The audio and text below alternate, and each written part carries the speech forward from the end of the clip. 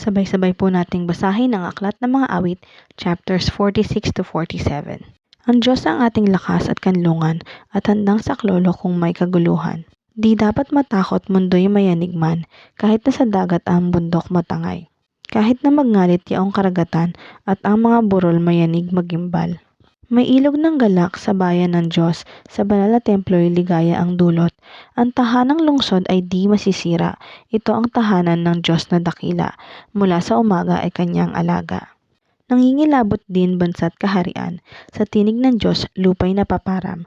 Nasa atin ang Diyos na makapangyarihan, ang Diyos ni Jacob na ating kanlungan.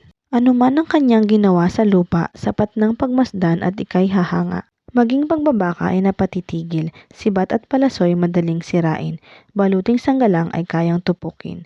Sinasabi niya, ihinto ang labanan, ako ang Diyos.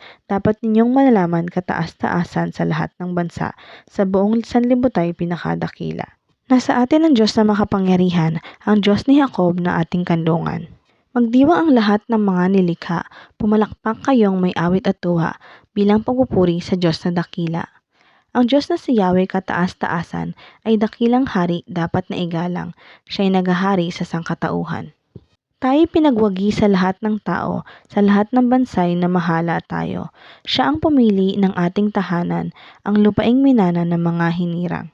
Lumuklok sa trono si Yahweh na ating Diyos, sigawan at trompeta ang siyang tumutunog. Purihin ng Diyos, siya ay awitan ng hari, siya ay papurihan. Ang Diyos siyang hari ng lahat ng bansa, awit at purihin ng mga nilikha. Maghahari siya sa lahat ng bansa, magmula sa tronong banal at dakila. Sa mga hinirang ng Diyos ni Abraham, sasama ang mga pamunuan ng lahat ng bansa sa sandaigdigan.